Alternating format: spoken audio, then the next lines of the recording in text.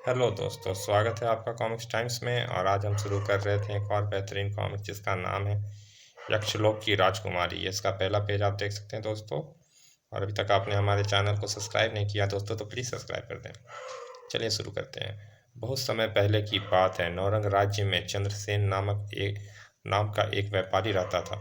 वह बड़ी बड़ी नौकाओं में माल भरकर दूर देश में बेचने जाता था। इस तरह व्यापार से उसने बहुत सारा धन इकट्ठा कर लिया था। वह अपनी बूढ़ी माँ अहल्या के साथ बड़े ठाट बाट से जीवन व्यतीत कर रहा था। समीप के एक नगर में चारुदत्त नाम का एक ठग रहता था। चंद्रसेन की दौलत पर उसकी नज़र भी पड़ी। चंद्रसेन तो बहुत ही धनवान व्यापारी है, क्यों ना इस बार उसे ही अपनी ठगी का शिकार बनाया जाए। यह सोचकर चारुदत्त ने व्यापारी का भेष बनाया और जा पहुंचा चंद्रसेन के पास। चंद्रसेन जी, मैं जगतपुर नगर का चतुरसेन नामक व्यापारी हूँ। बहुत व्यापारियों से मैंने आपका बहुत नाम सुना है। इस नगर से गुजरा तो आपके दर्शन का लोभ ना छोड़ सका और सीधा आपका पता पूछता हुआ यहाँ चला आया। आपका स्वागत है चतुरसेन जी। चतुरसेन चंद्रसेन ने चारुदत्त की खूब आवभगत की। उस रात चारुदत्त चंद्रसेन के यहाँ ही ठहरा। अच्छा, यह तो बताइए चतुरसेन जी कि आप किस चीज़ का व्यापार करते हैं। मैं विचित्र प्रकार का व्यापार करता हूँ चंद्रसेन जी। विचित्र प्रकार का व्यापार? हाँ चंद्रसेन जी, आप आप और भले भद्र और भले आदमी प्रतीत होते हैं, इसीलिए आपको अपने व्यापार का राज बताता हूँ। जरा अपना कान मेरे मुख के पास लाइए। उत्सुकता में डूबा चंद्रसेन उसके मुंह के पास अपना कान ले आया। तब फुसफुसाते हुए चारुदत्त ने उसे कहा, मित्र, समुद्र पार लक्षद्वीप नाम का एक छोटा सा द्वीप है। उस द्वीप में पेड़ पर सोने चांदी के फल लगे हैं। मैं उस द्वीप पर जाकर पेड़ों पर लगे सोने चांदी के फलों को तोड़कर अपनी नौका में भर लाता हूँ और नगर में लाकर उन्हें बेच देता हूँ।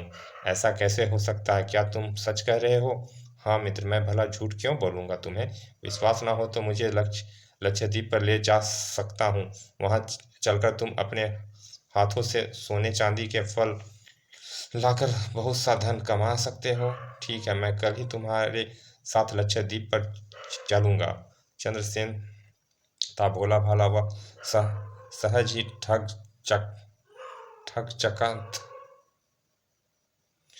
चारू दत्त की बात में आ गया। नौका में सवार हो दोनों लक्षद्वीप की ओर चल पड़े। कई रात समुद्र में यात्रा करने के बाद अचानक उन्हें एक टापू दिखाई दिया।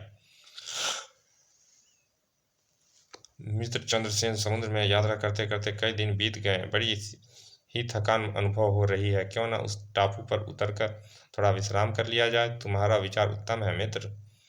नौका को टापू के किनारे लगा वे दोनों टापू पर उतर गए। चलते चलते चारुदत्त ने चंद्रसेन से कहा, मित्र, बहुत तेज भूख लगी है। क्यों ना पेड़ के फल तोड़कर भूख शांत कर लिया जाए। मुझे भी बहुत भूख लग रही है मित्र। चारुदत्त ने पेड़ पर चढ़कर कुछ फल तोड़े और चंद्रसेन को एक फल देते हुए बोला, लो मित्र, इन अनोखे फलों को खाओ। चंद्रसेन ने जैसे ही थोड़ा सा फल खाया, ओह, मेरा सिर अचानक ही क्यों घूमने लगा। चंद्रसेन पर विषैले फल का प्रभाव होना शुरू हो गया है। अगले ही पल चंद्रसेन चकरा खाकर जमीन पर गिर पड़ा। अब मुझे इसकी नौका पर सवार होकर शीघ्र ही यहाँ से 9-2-11 हो जाना चाहिए। बेहोश चंद्रसेन को टापू पर ही छोड़ चारुदत्त नौका पर सवार हो वहां से चल दिया। मुझे यहाँ से सीधा नौरंगपुर चलना चाहिए। जब चंद्रसेन को होश आया तो दिन के स्थान पर रात हो गई थी। आकाश में चंद्रमा और तारे झिलमिला रहे थे। होश में आते ही वह भौचक्का सा रह गया। मैं कहाँ पर हूँ और वह चंद्रसेन मुझे छोड़कर कहाँ चला गया? शीघ्र ही उसे सब कुछ याद आया। चंद्रसेन ने टापू पर चतुरसेन को बहुत ढूंढा, लेकिन वह नहीं मिला। तब वह परेशान सा उस स्थान पर आया जहाँ उसने अपनी नौका छोड़ा था। नौका भी यहाँ पर नहीं। इसका मतलब यह हुआ कि चतुरसेन मेरी नौका लेकर यहाँ से रफू चक्कर हो गया है और उसने मुझे धोखा दिया। चंद्रसेन बुरी तरह से परेशान हो उठा। उधर कई दिन के सफर के पश्चात चारुदत्त नौका द्वारा नौरंगपुर के तट पर पहुंचा। अब मुझे जल्दी से चंद्रसेन की माँ के पास पहुंचना चाहिए। नौका को तट पर छोड़कर वहां से नगर की ओर चल दिया। जब वह चंद्रसेन की माँ के पास पहुंचा, तुम तो चंद्रसेन के साथ गए थे। चंद्रसेन कहाँ है? माँ जी, चंद्रसेन को मैं लक्षद्वीप पर छोड़ आया हूँ। वह व्यापार करना बहुत फायदेमंद होगा, इसीलिए चंद्रसेन ने मुझे अपनी नौका देकर यहाँ आपके पास भेजा है। उसने कहा है कि घर में जितना भी व्यापार का कीमती सामान है उसे नौके में भरकर मैं उसके पास लक्षद्वीप ले आऊं। उसे बेचने से हमें लाभ होगा। अहिल्या चारुदत्त की बात ना समझ सकी। उसने अपनी आंखों से उसे चंद्रसेन के साथ जाते देखा था, इसीलिए घर में रखा व्यापार का सारा कीमती सामान उसे सौंप दिया। लो बेटा, इस सामान से चंद्रसेन के पास ले जाओ। चारुदत्त उस सामान को नौका में लाद कर दूसरे नगर की ओर चल दिया। मेरी योजना 100% कामयाब रही। चंद्रसेन की माँ को मुझ पर बिल्कुल भी शक नहीं हुआ। दूसरे नगर में जाकर उसने चंद्रसेन का सारा कीमती सामान और नौका बेच दी। वाह, इस ठगी में तो मुझे बहुत धन दौलत मिली है। अब मैं बड़े आराम से रहूंगा। उधर टापू पर चंद्रसेन फल खाकर अपनी भूख शांत करता और दिन भर किनारे पर बैठा उधर से किसी जलयान के गुजरने की प्रतीक्षा करता रहता। 15 दिन हो गए, एक भी जलयान इधर से नहीं गुजरा। लगता है अब मैं इस टापू से घर नहीं जा पाऊंगा। उधर नौरंगपुर में चंद्रसेन की माँ अहिल्या बहुत परेशान थी। 1 माह बीत गए, चंद्रसेन अभी तक व्यापार करके वापस नहीं लौटा। पहले तो उसने कभी लौटने में इतनी देर नहीं की। क्या कारण हो सकता है? एक दिन जब निराश सा चंद्रसेन टापू पर बैठा हुआ था तो एक बड़ा सा बाज उसके पास आकर गिरा। अरे, इस बाज की पीठ में तो तीर धंसा हुआ है। मुझे बाज के पास जाकर उसकी पीठ में धंसा तीर निकाल देना चाहिए, नहीं तो वह मर जाएगा। चंद्रसेन बाज के पास पहुंचा और एक ही झटके में उसकी पीठ से धंसा तीर निकाल दिया। अरे, यह बाज तो मनुष्य की तरह कहरा रहा है। अगले ही पल बाज के स्थान पर एक दिव्य पुरुष खड़ा था। कौन है आप? वह घायल बाज कहाँ गया? वह घायल बाज मैं ही हूँ। यह कैसे हो सकता है? मैं ठीक ही कह रहा हूँ। मैं यक्षलोक का दिवाकर यक्ष हूँ। एक दिन भ्रमण करने के लिए पृथ्वी लोक पर आया था। यहाँ आते ही मेरी मुठभेड़ एक जादूगर से हो गई। उसने मेरी पीठ में जादू का तीर मारकर मुझे यक्ष से बाज बना दिया। तब से बाज बना मैं भटकता फिर रहा था। आज जैसे ही तुमने जादू का तीर मेरी पीठ से निकाला, तुरंत ही उसका जादू समाप्त हो गया और मैं पुनः अपने असली रूप में आ गया। मुझे नहीं पता था कि अनजाने में ही मुझसे इतना अच्छा कार्य हो जाएगा। लेकिन यक्ष दिवाकर, एक बात मेरी समझ में नहीं आई।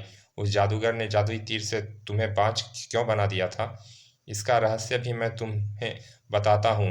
वह धूर्त जादूगर मेरे गले में पड़ी माला मुझसे लेना चाहता था। इस माले को गले में पहनकर कोई भी बेरोक टोक यक्षलोक में प्रवेश कर सकता है। साथ ही इस माले को पहनकर आदमी मनचाहे स्थान पर आ जा सकता है। जादूगर को इस बात का पता था। जब मैंने यह माला उसे देने से इनकार कर दिया तो उसने क्रोध में भरकर मुझ पर अपना जादुई तीर चला दिया। वो बड़ा ही दुष्ट था वो जादूगर। फिर अपने गले में पड़ी माला उतारकर उसकी ओर बढ़ाते हुए यक्ष बोला, मित्र, तुमने जादुई तीर निकालकर मुझ पर बहुत उपकार किया है। पहले मैं तुम्हें अपनी माला दे रहा हूँ। इस माले को पहनकर तुम मुझसे मिलने यक्षलोक आ सकते हो। यक्ष दिवाकर, तुमसे मिलकर मुझे बहुत खुशी हुई। मैं शीघ्र ही तुमसे मिलने यक्षलोक आऊँगा। मित्र चंद्रसेन, आज से 5 दिन पश्चात यक्षलोक में बड़ी ही धूमधाम से यक्ष उत्सव मनाया जाएगा। मेरी हार्दिक इच्छा है कि तुम उस उत्सव में अवश्य शामिल हो। मैं उस उत्सव में शामिल होने अवश्य आऊँगा। और फिर यक्ष दिवाकर चंद्रसेन से विदा ले यक्षलोक की ओर उड़ गया। उसने जाने के बाद अब मुझे यक्ष की दी हुई माला पहनकर शीघ्र ही नौरंगपुर पहुंचना चाहिए। चंद्रसेन ने तुरंत ही माला गले में पहनी। माला, मुझे नौरंगपुर उड़ाकर ले चल। अगले ही पल माले के प्रभाव से चंद्रसेन आकाश में उड़ रहा था। वो ऐसी रोमांच यात्रा है, नीचे अथाह जल और ऊपर अनंत आकाश। शीघ्र ही वह अपने घर की छत पर उतरकर अपनी माँ के पास पहुंचा। बेटा, कहाँ चला गया था रे तू? तेरे इंतजार में तो मेरी आंखें पथरा गई। माँ, बस कुछ मत पूछ, बस इतना जान ले कि इस बार तेरे बेटे का सामना एक धूर्त ठग से हो गया था। अब तक मैं उसी के जाल में फंसा हुआ था, आज मौका मिला तो घर आ गया। यह सुनकर अहिल्या घबरा उठी। का कौन कौन था बेटा वह ठग? उसने तेरे साथ क्या ठगी की? माँ, मेरे साथ चतुरसेन नाम का जो व्यापारी गया था, उसी ने मुझे ठगा है। क्या?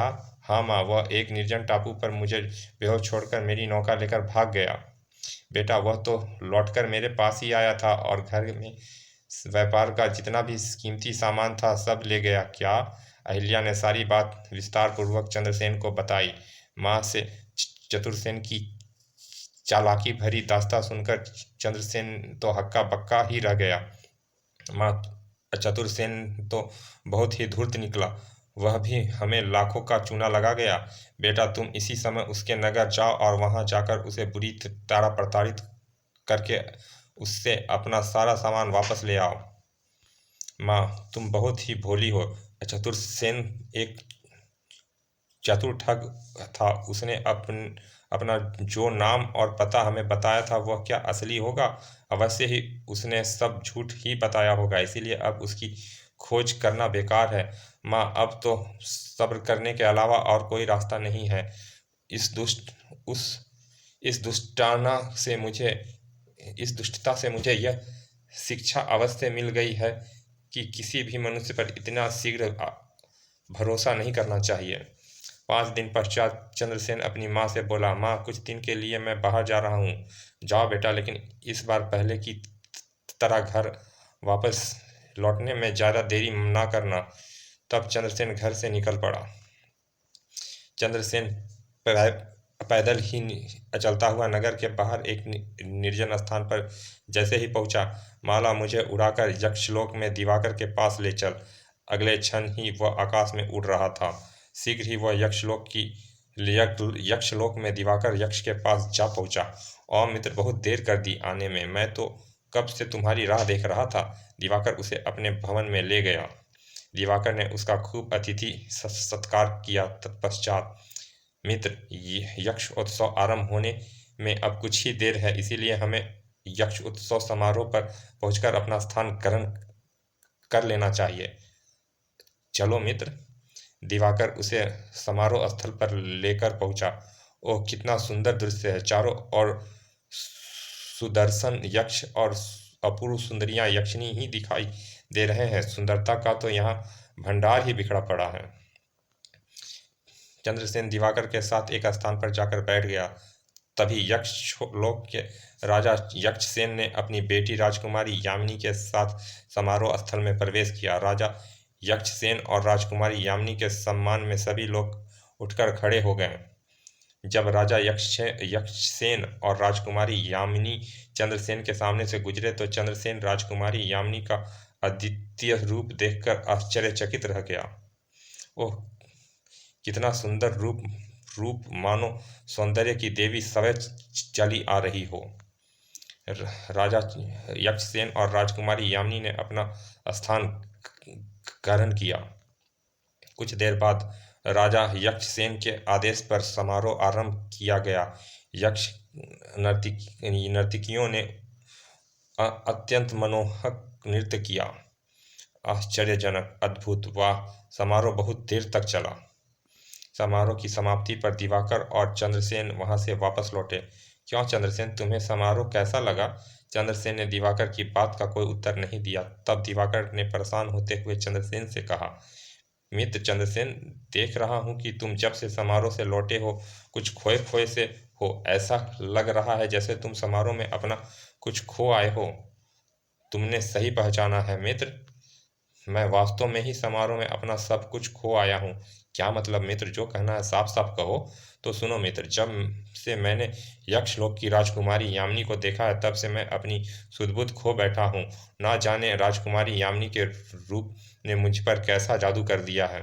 ओह ही तो यह बात है मित्र, तुम राजकुमारी यामिनी के प्रेम करने लगे हो। हाँ मित्र, क्या किसी प्रकार राजकुमारी यामिनी से के साथ मेरा विवाह हो सकता है? यह तो बहुत ही मुश्किल कार्य है मित्र। राजकुमारी यामिनी ने विवाह करने के लिए बहुत बड़ी शर्त शर्त लगा रखी है। जो कोई उस शर्त को पूरा करेगा उसी से राजकुमारी विवाह करेगी। राजकुमारी यामिनी एक अधूरी कहानी सुनाएगी। जो भी उस अधूरी कहानी को उचित रूप में पूरी कर देगा, राजकुमारी उसी के साथ विवाह करेगी। मित्र, यक्षलोक के अनेक यक्ष उस शर्त को पूरी करने में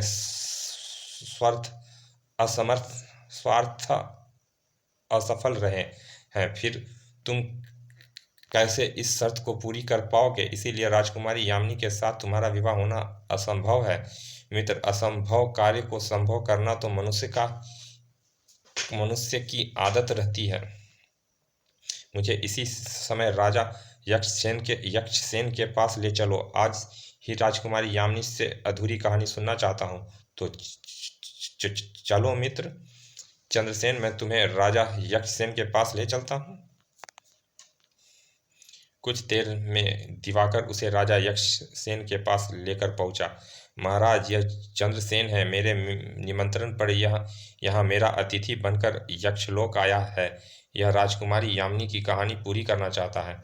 जब यक्षलोक के यक्ष ही राजकुमारी यामिनी की शर्तों को पूरी ना कर सके तो फिर मनुष्य लोक का यह मनुष्य कैसे उस शर्त को पूरी कर पाएगा? दिवाकर महाराज, कभी कभी अनहोनी घटना भी घट जाया करती है। मैं उसी अनहोनी घटना के पूर्ण रूप देने के लिए ही आपके पास आया हूँ। मुझे उम्मीद है कि मैं अपने धैर्य में निश्चित ही सफलता पाऊंगा। मनुष्य, तुम्हारा उत्तर सुनकर हमें बहुत प्रसन्नता हुई है। बातों से तो तुम बुद्धिमान प्रतीत होते हो। तब यक्षसेन ने एक सेवक को आदेश दिया, जाओ राजकुमारी यामिनी को हमारे पास बुला कर ले आओ। जो आज्ञा यक्षराज। सेवक राजकुमारी यामिनी को बुलाने चल गया। कुछ देर बाद ही राजकुमारी यामिनी यक्षसेन के बराबर में बैठी चंद्रसेन को कहानी सुना रही थी। बहुत समय पहले की बात है। हिमालय पर्वत की तराई के एक गांव में हरिया नाम का एक सीधा साधा किसान रहता था। उसकी पत्नी रामेश्वरी बहुत ही सुंदर थी। वह उसे बहुत प्यार करता था। एक बार रामेश्वरी बीमार पड़ी। उसके बचने की भी कोई आशा नहीं रही। हरिया खेती बाड़ी का काम छोड़कर हर समय उसके पास बैठा रहने लगा। तभी एक दिन, स्वामी, लगता है अब मैं बचूंगी नहीं। मेरा अंत समय निकट आ गया लगता है। रामेश्वरी, ऐसी अशुभ बातें मुंह से ना निकालो। तुम्हें कुछ नहीं होगा। तुम जल्दी ही ठीक हो जाओगी। स्वामी, मौत मेरे सामने नाच रही है और तुम मुझे जीवन की झूठी दिलासा दे रहे हो। रामेश्वरी, जरा सोचो तो, तुम्हें अगर कुछ भी हो गया तो मेरा क्या होगा? तुम्हारे बिना तो मैं जीते जी मर जाऊंगा। दूसरे दिन रामेश्वरी की मृत्यु हो गई। हरिया उसके शव से लिपटकर फूट फूट कर रो पड़ा। बहू रामेश्वरी, तुम तो मुझे बीच मझधार में छोड़ गई। गांव के लोगों ने किसी प्रकार हरिया को रामेश्वरी के शव से अलग करके समझाया। हरिया, पागल हो गए हो क्या? अरे, जीना मरना तो इस संसार में लगा ही रहता है। कब तक रामेश्वरी के शव से लिपटकर इस प्रकार आंसू बहाते रहोगे? हरिया, मुर्दे से ज्यादा देर तक घर में नहीं रखते। शीघ्र ही रामेश्वरी के अंतिम संस्कार का प्रबंध करो। यह सुनकर रोते हुए हरिया ने झटके से सिर ऊपर उठाते हुए कहा, नहीं, मैं रामेश्वरी को चिता में नहीं जलने दूंगा। मैं उसे आग में जलते कैसे देख सकता हूँ? हरिया, तू होश में तो है? जानता है तू क्या कह रहा है? मैं ठीक कह रहा हूँ काका। मैं रामेश्वरी के शव को लेकर हिमालय की ऊंची चोटी पर जाऊंगा। मैंने सुना है वहाँ ऐसे सन्यासी होते हैं जो मुर्दों में प्राण डाल देते हैं। मैं उनसे विनती करूंगा। वह निश्चय ही रामेश्वरी के शव में प्राण डाल देंगे। लगता है हरिया, रामेश्वरी की मौत से तू तो बिल्कुल ही बौड़ा गया है। एक बूढ़े ने उसे समझाया, हरिया, यह सब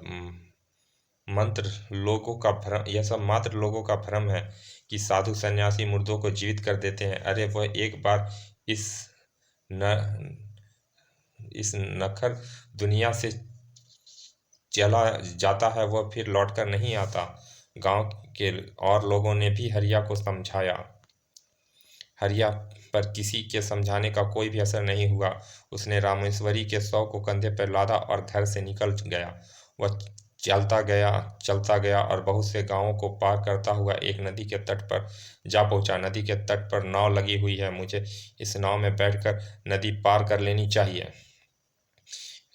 नदी पर पार करके वह रामेश्वरी के शव को फिर कंधे पर रखकर आगे चल दिया। मेरी रामेश्वरी जीवित होगी, अवश्य जीवित होगी। अंत में हिमालय पहाड़ के दुर्गम रास्तों को तय करता वह एक गुफा में पहुंचा। गुफा में एक सन्यासी बैठे हुए तप कर रहे थे। शव को सन्यासी के सामने रखकर वह उनके चरणों में गिरकर बुरी तरह रोने गिड़गिड़ाने लगा। सन्यासी बाबा, मैं बहुत दूर से चलकर आपके पास आया हूँ। आप या तो मेरी पत्नी रामेश्वरी को जीवित कर दें या मुझे भी इस लोक में भेज दें जहाँ मेरी पत्नी गई है। चलिए दोस्तों, इस कॉमिक्स का पहला भाग यहाँ समाप्त करते हैं। मिलते हैं इसके दूसरे भाग में। और अभी तक आपने हमारे चैनल को सब्सक्राइब नहीं किया दोस्तों तो प्लीज़ सब्सक्राइब कर दें।